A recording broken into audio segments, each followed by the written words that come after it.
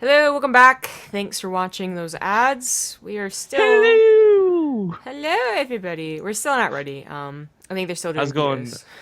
I was going like close to like Mrs. Doubtfire. I Yeah. think is what I was aiming for. Like, hello, I Dolly. I got it. I understood. So I guess my webcam is probably not going to work. A consistent problem we've had is for whatever reason when I use my webcam to zombie grub, it'll freeze randomly and like constantly restarting is gonna be a pain. Um, what can we do here? Use that stupid here. I put a picture out on Twitter yesterday. Just use that one because whatever. I look nice in it and it's recent. Okay. I'm Boom. gonna go find it. Nailed it. Oh, thank you. So yeah, sorry about everything falling apart already today, guys. Just gonna get through the qualifiers and focus on the casting element of it more than anything else. Yeah. I'm uploading the. It's gonna take some time, obviously, but I'm uploading the commercial break thing for you, so it should take you for just a second or two to download it once it's up. I don't know. I've never really fully understood the why behind that too. Like I'm fully well versed to understand how uploading and downloading works, but the concept of something always taking longer to upload than to download is something very interesting to me. There we go. Nailed it. Okay, you gotta increase the size of your head. Hold on. This Here we picture go. is metal, says Marcos. Fuck There we yeah, it go. is, man. I made There that. you I don't even go. remember why I made that picture. It was made so long ago. You were doing. You just wanted to make fun of like. You just wanted to give it to Nate. Okay. Yeah, I was trying to make like a silly picture for Nate, but I can't remember. Like, I guess because I had the Kappa Star League shirt on. Was what it was. Yeah, yeah. I think that was the day you got it or something. By the way, didn't you say you got me something? Yeah, has this still not arrived? No. Oh, I need to look into this because this is something I'm really excited for you to open on stream. And I'm really mad that it's still not there because I ordered it like fucking forever ago. Yeah, I don't know, man. Um, I ordered. You remember that kitten lady that I linked, and I was like, I really want this T-shirt. No. Okay, well, there's this woman that I follow. His name is Kitten Lady, and she's actually like super super duper cool, and she like takes care of kittens and like fosters them. Well, she has like a T-shirt where it's like it's pouring kittens, and it's like the salt. Uh, God, what is it like Morton Salt or whatever? Like the little girl with an umbrella. I finally ordered it, so I'm pretty excited to wear that T-shirt. He's gonna loud, proud, no Overwatch hoodie just for one day so you can show off the shirt fully and entirely. Hey, yeah, exactly. I'm a kitten lady. I wish kittens are super cute. Yay, we're getting into the game. So the first map will be Frozen Temple. And I'll invite you because I can. I hope they don't I mind. just joined. Well, I also invited you at the same time, so we'll never know. Excellent. We'll never know. I could just leave and then you could reinvite me and well, there you go. No. What? No. Okay, well, we're ready. Just waiting on them. So ShoWTimE versus Elazer. Honestly, probably something that should have happened like round 3 or round 4. Pretty good matchup, Well, but so I got thinking of that, right? Like, I'm not trying to make reasonings or excuses and blah blah blah. And I agree, this is a seed that should have happened to later. But we look at all the other players that are playing, and there's not a lot of other spots you could have seeded one of these two necessarily. Combined with the fact that this it does have a loser's bracket to it, it's not super crazy to have these two meet early on. But it is, again, you're right. Like this should have happened perhaps a little bit further down the line. At the end of the day, though, not a big deal. Do you want to just quickly mention for everyone to actually check out the brackets for this too? There's so many big names playing today. I love how like in the center of it though is like the condensed amount of Zerg. You've got like Nurchio and TLO and Demaga and like everybody like right there in that yeah. block. Yeah. I mean, it's basically like, type exclamation point brackets. It is a perfect European bracket. Like, everyone that you'd expect is here. Marine Lord, Snoots, Botfinic, Firecake. I remember Wololo. Unfortunately, I guess he's already out. Like, just like everyone you would recognize. Because it's a really big deal, and Europeans are actually fantastic at not only signing up for brackets, but sometimes overflowing the brackets, especially with And Zerg. that's not a bad thing. Well, let's get into this best of 3 in the bottom right. As the red Protoss, he is ShoWTimE. And in the upper left, his opponent, representing Poland, it's going to be the green Zerg player, Elazer. There you go. So, Elazer just getting by with a 2-1 against Fighting Frog. I think he just had to warm up a little bit. Tempest caught him a little off guard. But so did the Blink Stalker attack. If ShoWTimE was watching, and he could have been, or honestly maybe not because he's like, you know, lazy or like practicing on the ladder, but just because he figured, I don't know who Fighting Frog is, Elazer's probably going to win. But if he did, then maybe you could see a weakness against a properly, what's the word? A properly hidden 2-base attack. But that is like the whole trick to it nowadays. It's no longer like, oh, I'm Protoss, like I'm gonna show you what I'm doing and still make it work. Like it really does have to be somewhat of a trick. And Elazer has been on top of scouting, so he should be prepared. And ShoWTimE honestly doesn't need to, whereas you could argue Fighting Frog, again, not really known. He actually performed really well, and like kudos to him. But you know, you don't know him that well. Maybe he didn't think he was gonna win. Throws out a couple of these wonky builds. ShoWTimE is actually like, it's the reverse. It's like maybe Elazer doesn't think he's gonna win because ShoWTimE's been looking pretty good in this matchup. Yeah, actually, so funny thing about ShoWTimE too, like ShoWTimE is a magnificent player. We watched him play PvP recently against Neeb, right? Again, yeah. Literal God Neeb. ShoWTimE's able to beat him. But ShoWTimE is this German kid who is like the opposite of every German stereotype I have in my mind, like big, scary, like precision German engineer. Like he's just this like he's like a dork, if we're gonna be honest, but like a lovely good one too, right? Like, and every time I see him, like I always have to remind myself he's German. I was actually, because I mentioned the Polish thing with the Elazer, I went to go look up because I had forgotten, and yeah, that's right, EPS champion, etc. ShoWTimE, boom, there you go. So is it just me, or have there always been like not only different like types, as in like personalities that fit the dork nerd geek, but also different looks? Like you have to argue like he doesn't look like a dork, he looks like a nerd. Is that just me? Is it like all the same? I suppose it's how close you get to that stereotype of like glasses with tape around them and yeah, I always hunched over bad speech, etc. Like for me, geek was always like, you know, like the pocket protector with the glasses. A dork could be just like simply a loser, like he was like you know, didn't bathe, has like greasy hair, like, you know, doesn't really dress well. And a nerd just like wears like World of Warcraft t-shirts all the time and like nerdy stuff, but can look, you know, well dressed and whatnot.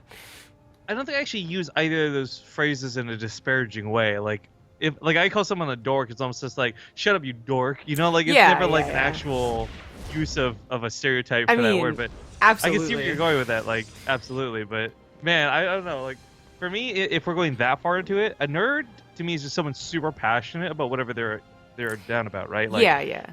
Like a dork, I guess, for me is someone being kind of awkwardly cute, adorable type thing, like guy or girl, whatever, you know, like just like that level of awkwardness. And I think the only phrase I would use like disparagingly would be loser, and that's like somebody who really doesn't bathe or smells terrible at conventions or like what's a geek, etc. You can probably follow the nerd with me, like right there along that lines of like just being passionate about whatever it is you're into, comic books, video games, StarCraft, etc. Like I would say we're StarCraft nerds, so like without a doubt. Yeah, nerds, I mean, has become such a, like, because I think saying that someone is passionate about something is absolutely right when you call someone a nerd, because people just are like, yeah, so at this point, like, I'm passionate about something, woe is me. But dork, also, like, unless you're going to use it seriously, I would definitely agree that it's just, like a chiding, like, oh, you dork, oh, you. No one is ever like, dork. Wheels, penis, so there's that. Okay. Man, you like, remember, like, what was it? Oh man, what was the hair on an elephant's butt? Dude. What? Dude. You never like part of that phase where everyone was like, don't say dude, it's a hair on an elephant's butt. What? I've literally never heard that my entire life. Oh man. Like I remember like in high school, like that was always something like people brought up and you just had to be like, shut up. Stop talking. You know what? I'm not streaming for us. I can Google this. Yeah, you can. What do you call hair on an elephant's butt? Oh, it's an ingrown hair on an elephant's butt. Oh, makes it my worse. bad. Yeah, that makes it worse. Okay, dude. Anyways. Anyway, total off topic, not even important conversation aside. We all know that, like, no one here is actually any stereotype of that. I don't think I've ever seen a stereotypical geek, by the way. And, like, I've had to go to my mom's work with, like, programmers, obviously in You look in the mirror. Except no one's ever seen me wear glasses. I have. Hello. It's really rare. Fear Dragon, like, just looked at me and he was like, I didn't know you wear glasses when I brought him to, Full on Clark Kent, dude. Austin or something, I forget. Yeah, absolutely. I just look totally different. Well, there's a lot of Hydras on the way. Elazer did not have to worry about any early game shenanigans. He knew basically exactly what ShoWTimE was doing, getting into a macro game. So, you know, didn't go for roaches, barely went for lings that, you know, tried and didn't really do much on the attack. And it is like a regular PvZ, double immortal production. Should be double immortal production, charge, storm on the way. Everything. And of course, importantly, very importantly, these two pylons at the fronts, because if they do, like, just run up this ramp willy-nilly, it can be very difficult to hold with a concave. So I wonder if Team Liquid's broken. I've tried to put our stream up like 7 times during this game. And oh, just it does not absolutely go. is. I don't... It's almost worrying, right? Because it's been broken for, like, almost 2 days at this point. All the live streams never showed up for StarCraft 2. So it's like, is this their way of letting us go? Like, they're not responding to our texts. They're not picking up our calls. They're ghosting us, man. They're ghosting us.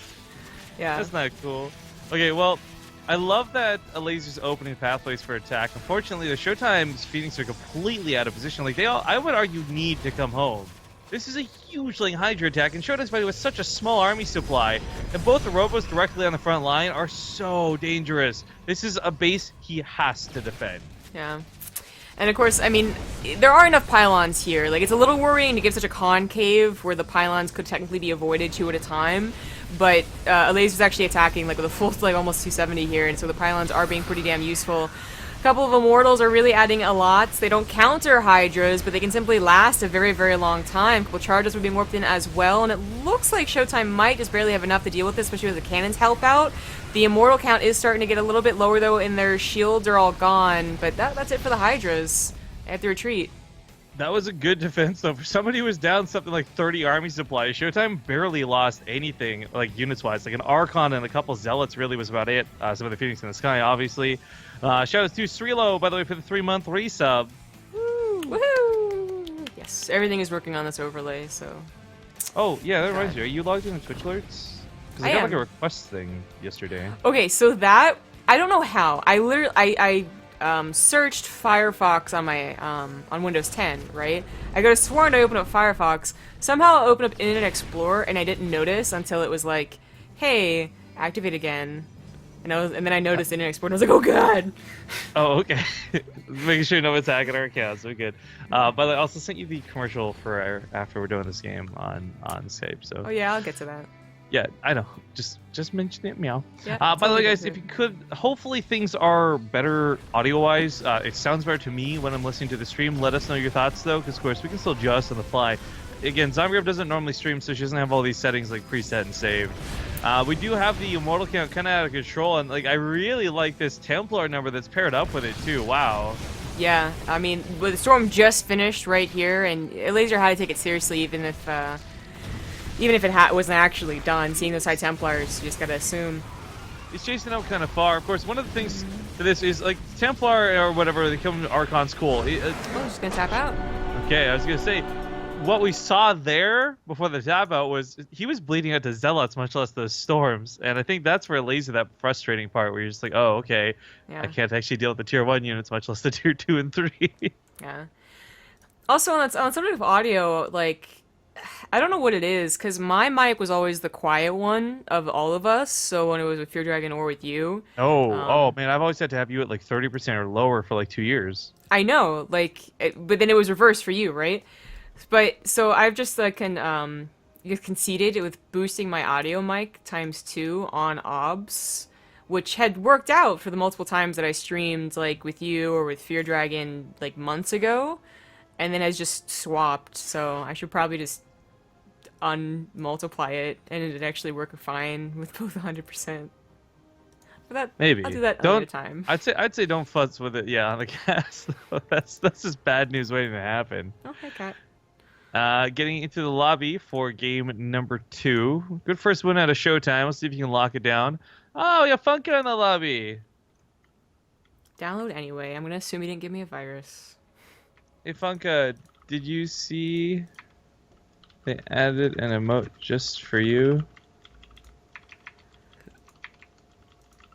Oh, it's fake, Funka. Boo. Could you leave? What? It's cat though. It's cat. Oh, it's What just do you- cat things. What do you want? Public love. Attention.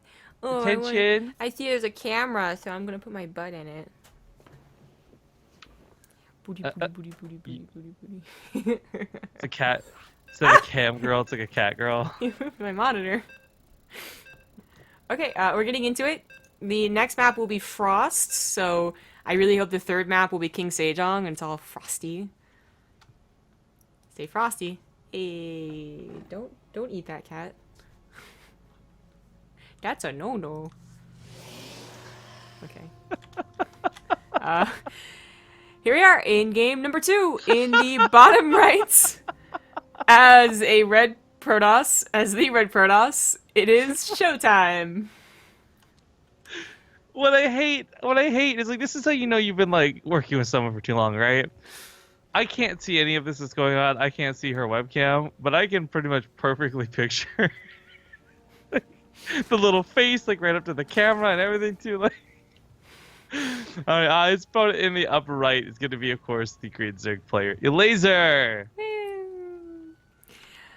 Alright, so the tap out last game, I mean, we were kind of talking, because I assumed the game would go on for like a few more minutes, but it was understandable by Elazer. What he did was kind of an all-in. Like, it had a 4th base, and it was at like a decent drone count, but really, if you're going to play a super long macro game, it's going to be like 65 and maybe even 70 drones, actually saturating that 4th base. It's going to have a lurker den and upgrades on the way, you know, all that stuff that actually leads to the late game. Lazy didn't have any of that, so he really just viewed it as an all-in that failed and was willing to tap out as opposed to trying to recover when he just, you know... I think the worst thing about it was he didn't even really cut into the immortal count. As you said, it was a lot of those charge lots doing the work, and charge lots are not super easily replaced, but obviously easier than those immortals and high templars, so... That's a risk he was willing to take when he did the build. ShoWTimE just had really good defense. And we'll see what he does on Frost. Well, on Frost last time, of course, I cut out. I didn't get to see how that went with... Oh, no, wait, that was the game I came back for. Excuse me. Yeah. That was the proxy gateway in the middle of the map. I was going to start talking about the lament of that, but never mind, actually. One of the things I think we can always kind of count on with the Elazer is... And this was unfortunately not so evident last game. Usually his timings are really sweet and hit like that just perfect time. You know, he's usually not double robos waiting for him or storms or things like this. And while that may not have happened so much on Frozen Temple, I definitely see Frost as a map that presents itself to let him get away with an attack as such. But going back for a moment, I'm wondering, and want to know your thoughts on this. Let's say Elazer does the same things and the timings are still off, and it's that same battle as last game, except the difference is he puts banelings in there to deal with stuff a little bit differently and better. Do you think that goes much better for him? Not even, like, I'm not even sure about that. Adding banelings would detract a little bit from the Hydra count, and the charge lots, I feel, weren't like the backbone of the defense. They were an addition to. The backbone was the cannons and the overcharges and the immortal count staying high. So I don't know how much banelings would really help with that. Well, so that's another thing that gets interesting. We've been seeing banelings more and more, not just commonly, but somewhat effective against even immortal counts. Just triggering all the shields with one splash attack can actually be a pretty big deal. Or the barrier ability, excuse me. Again, I'm not saying that's the direction Elazer will take it, but I was just thinking like that's one extra addition to the army that wouldn't have been too crazy to his composition. I do like the fact that he's getting speed. He'll need to scout better as there are already Phoenix coming out, so his overlords are going to die, unfortunately. They won't get too much done.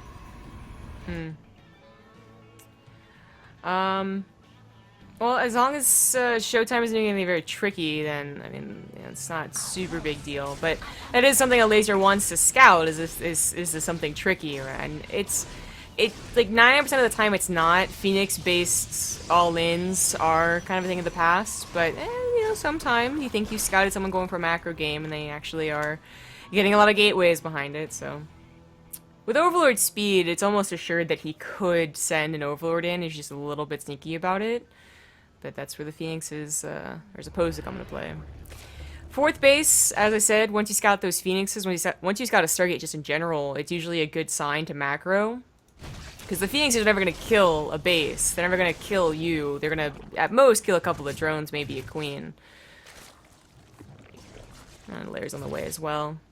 Once again, Elazer could just wait a long time, get up to those Hydras, not worry about an early attack as a third base. Yeah, it's really hard to make that choice too. You see such an exposed third on a map. Again, kind of go back old school Frost, and I think the temptation to get across the map and be aggressive is certainly there. But yeah, man, we make these talks as if players are stuck in the past. Like nobody's gonna play this like Heart of the Swarm just because it's a Heart of the Swarm map. But like certain things, really, the nuances are there. Like you really can't get to that third and surround it. There's going to be overcharges. There's going to be adepts. There's going to be things that just weren't the defense that they used to be. And ShoWTimE will get away with this really nice. I like they setting this up too. The SimCity looks really nice. Potential cannon between the two if necessary. As the Forge finishes up.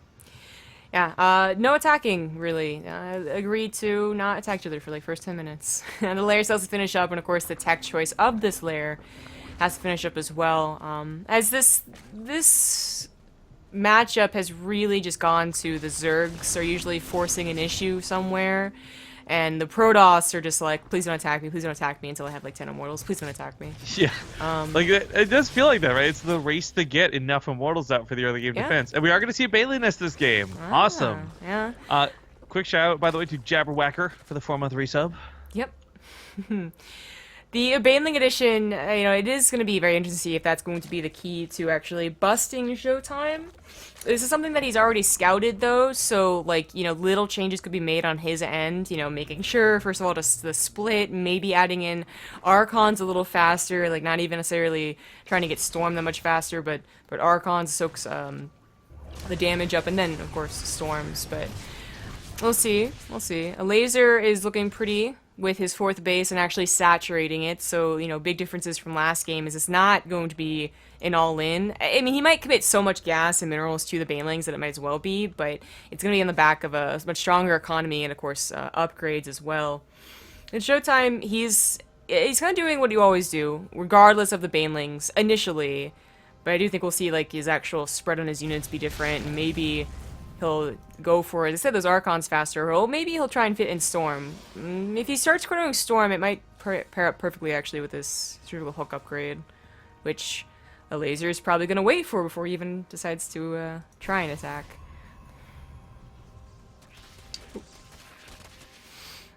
I like this pylon up here, something that you learned pretty early on if you were actually practicing on Frost. Whether it's recent days in Frost or whether you played Heart of the Swarm, like that's an essential component, just to at least have the high ground vision, if nothing else. Unfortunately, though, once again, ShoWTimE has left his Robos a little bit exposed, and I don't know about him consistently doing this, putting him at the third. Because I guess if the game were to go super macro, like to fourths and fifths, I like it better there. But because it is just 3 bases and Elazer's hitting that timing, they're in a very exposed position. A couple overcharges getting popped off, drive back some of the Hydras initially. A couple of kills are not too bad, but also burning some of that precious force field energy. As again, with Banelings almost out, he's going to have speed to go with them. This is no small attack out of Elazer. This is a do or die attack out of Elazer. Yeah. Storm isn't quite done. It has about 15 seconds left. There are going to be at least 4 by the time it is done, though, and the Banelings, they're just now finishing up. If he waits for the next 23 Banelings, Storm will be available. This might be enough, especially if you can force field off any section of them. The charge is already running into the Banelings, however, so they're mostly gone. Storm's still available? Nope, not even. The turns just going down to the Banelings. This is it. That's game. But I gotta say, like, there's no way he's gonna hold this now. Well, actually...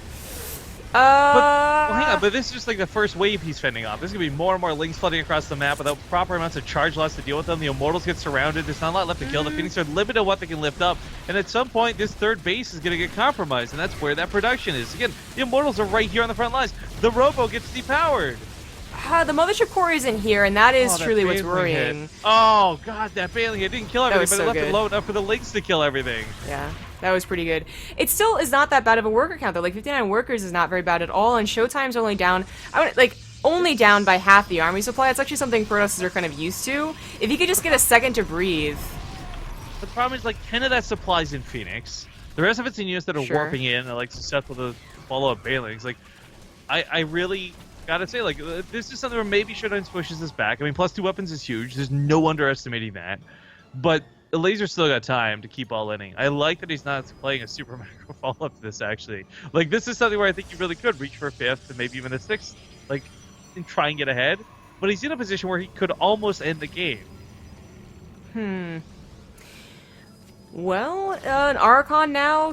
More storms? Essentially, no, just making them straight into Archons. Yeah, I actually kind of like that. If you had any storms available on the backside, so even just this one High Templar waiting for 10 more energy, that's great, but don't just, you know, wait for all, what would have been, like, 6 High Templars? They probably just would have died to the Banelings. Making those Archons, hoping that they'll take up all the splash of the Banelings. You're actually almost suiciding them in so the Banelings will go on them. He has to keep those Banelings back, and I think he knows that as well. They need to protect more than attack, and unfortunately, they don't really hit anything. Now the charge lots are free to run in. A couple more Banelings coming from the backside. We'll see if those Hydras can be enough. More Banelings morphing directly in the heat of battle. Archons are gone. Storms are gone. It's just charge lots trying to hold back this army, and it's a lot of Hydras still zombie growth. I think that's what's going to really cut it. Almost defending. GG. All right, that ties up the series 1-1. I really hope the next map's King Sejong. Come on. Of course, we are going to be waiting for them to invite us. So it's not within, like, it's like 5 seconds. Oh, they're already in game. Actually, already up, yeah. the efficiency. Yeah. Right, Runes of Endion. Damn it. Whatever.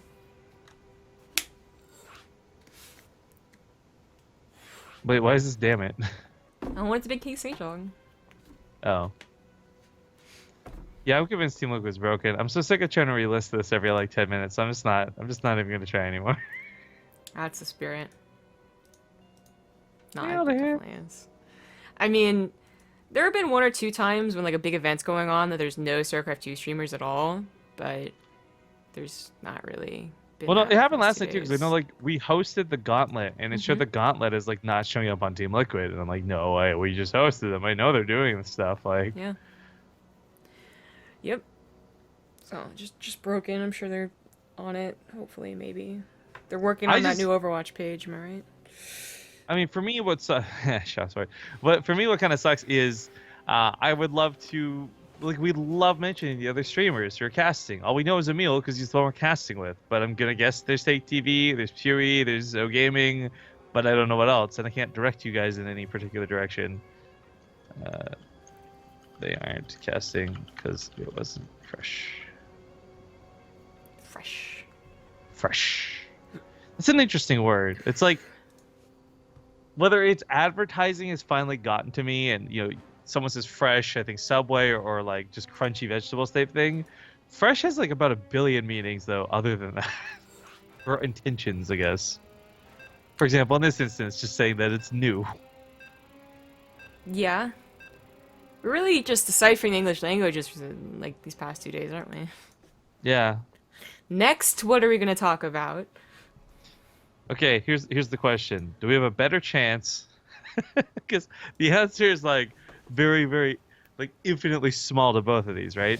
Okay. Do we have a better chance at somehow influencing English, like as a language, or balance the StarCraft 2? Balancing StarCraft 2, because really, when you think about it, changing the English language is just like balancing the English language, and there's just so much more to do with that than there's in StarCraft 2. My thought is it's a lot easier for us to just start inserting words and phrases and trying to, you know, make fetch happen than it is to make David Kim change the health points on the Zealot. You know what I mean? We are influencers. I feel like if we didn't get those new Gettysburg games, David Kim would never have considered that map.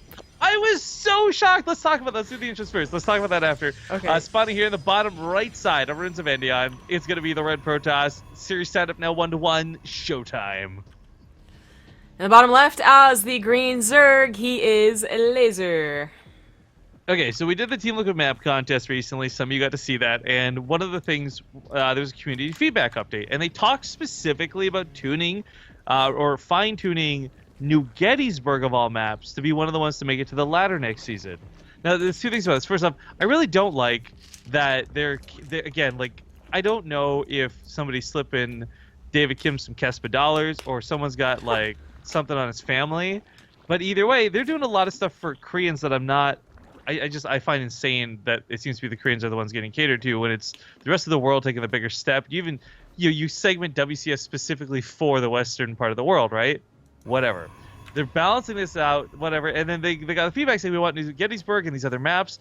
But I had to do a double take when I read that. I'm like, really? Like over Annihilation Station? Or like the new Sunshine Galactic Process, the one of like Cloud Kingdom? I'm like, really? New Gettysburg? This was the one map I said consistently in the tournament. I love the way it looks. I love the concept, but StarCraft isn't there. There's no way this one should make it to the ladder. But that's the one that might make it to the ladder.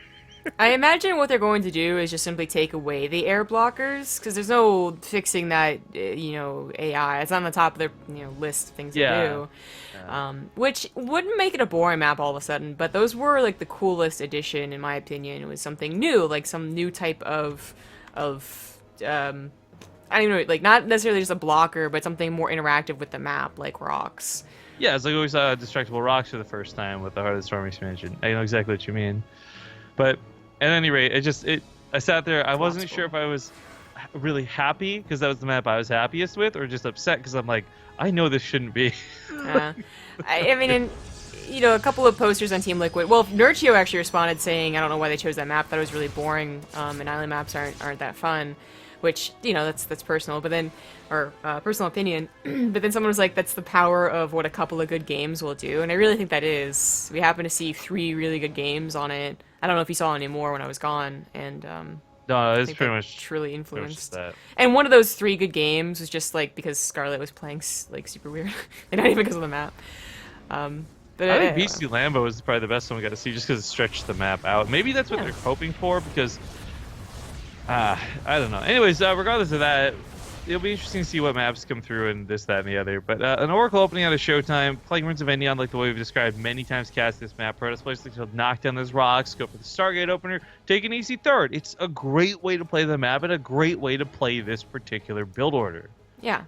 Yeah, it is so standard, and there's not much that the Zerg, I think, even wants to do about it, especially if they're at all confident in their mid-game. You can cheese, like, obviously Nidus Worms, Ling drops, with the spawns of the mains, but that's almost completely out of the game by now. And Elazer is just looking towards that lair. And apparently a 4th base. More and more we're seeing the Zergs break down these rocks and actually attack into what is usually this being the 4th base of the Protoss. So... Well, I'd say yes, that happens in pretty much all the matchups, but I was going to say the one thing I get really alarmed at with this map, and this is where I get questionable about Elazer's way he plays, right, is that this is a map that seems to favor Zerg who can take their northern bases. You get their 4th and your 5th, right, rather than your in-base 4th and then like an all-in. And Elazer's been playing this style so far through 2 games that is, well, pretty much all-in once you get to that Hydra phase. And if that's going to be the case, I think the terrain, whether it's through the south or the middle or the north, favors ShoWTimE in a lot of different ways. So I noticed a lot of people are just commenting on the audio, and it's very odd for me, right? Because first of all, they chose the analogy to be like you're casting in the forest, which I don't understand at all.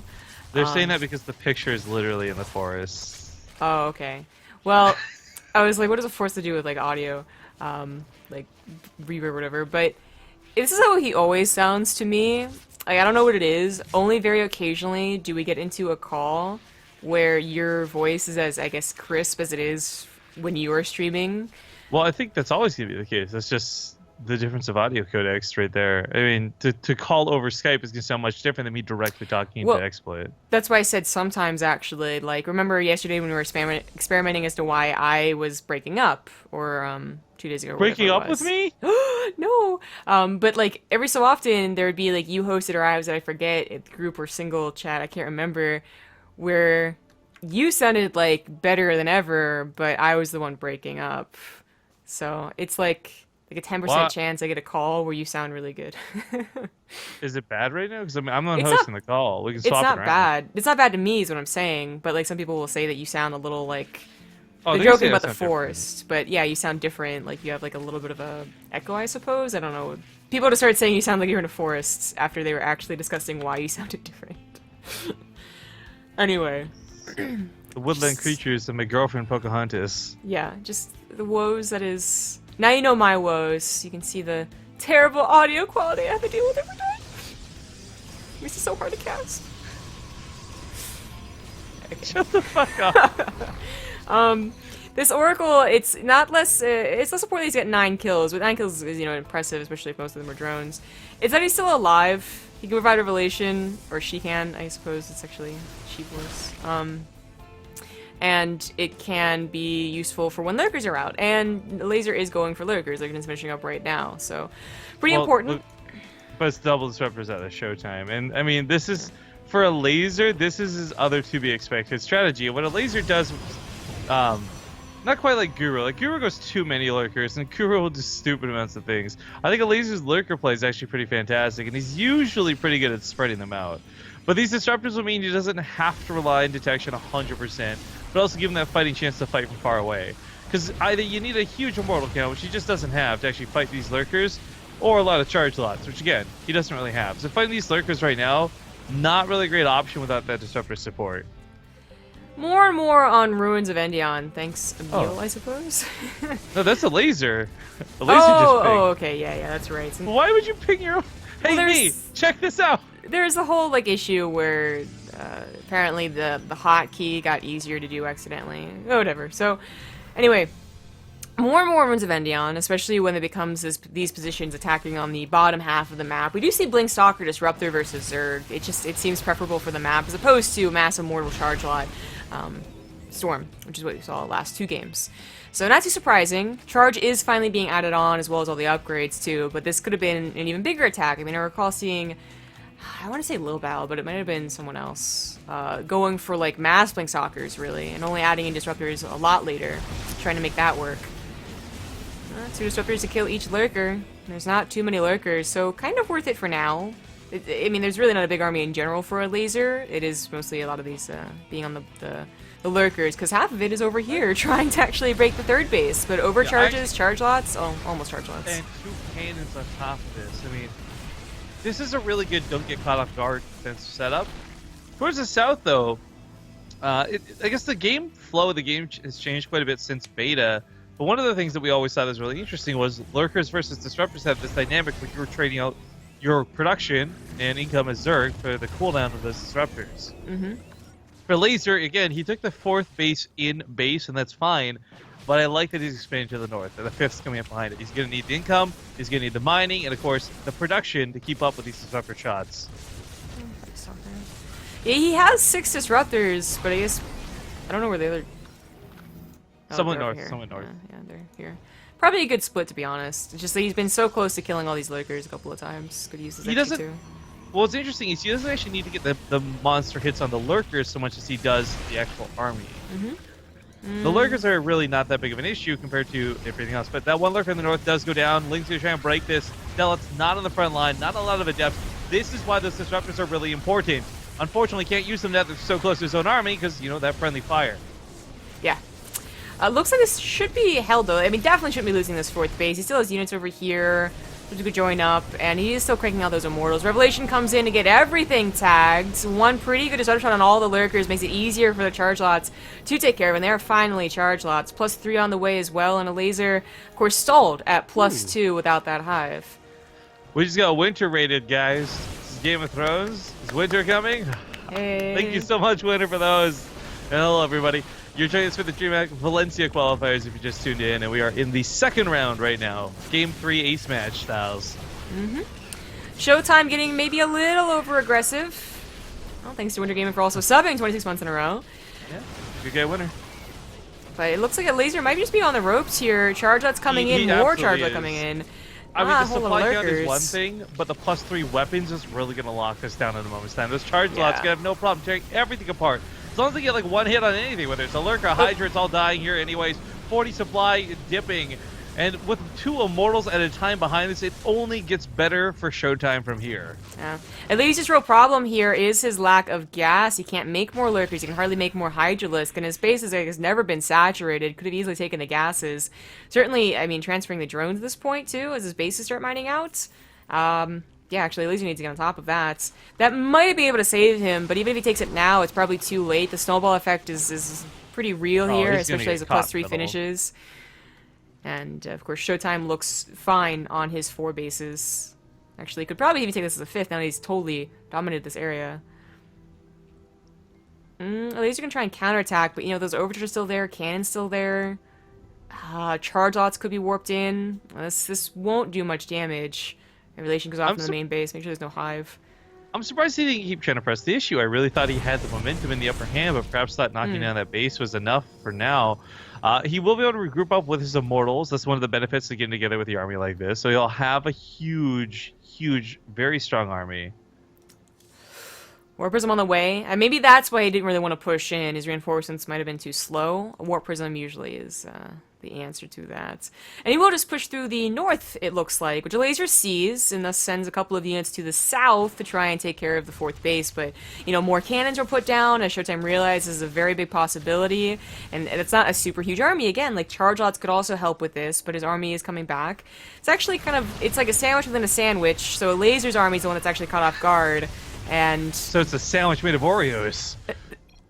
Okay, and GG. GG gets called. ShoWTimE will be the one to advance in the winners bracket. But fear not, Elazer fans, he still has a chance to play as there is a losers bracket behind this. Unfortunately, we've just missed the timing on Marine Lord versus Lambo. That would have been a really sick series. It looks like a lot of other people like Beast and Steorus are playing already. Snoot and Strange are lined up to possibly play in the next round. Same with Mana and maybe Donna, maybe Shadowne. Nurtio signs up. Maybe Tarantius. There's a lot of really good games like on deck. So, folks, do stick with us. We're going to go to a commercial break, and when we return, hopefully we'll know what we're casting. So thanks for tuning in.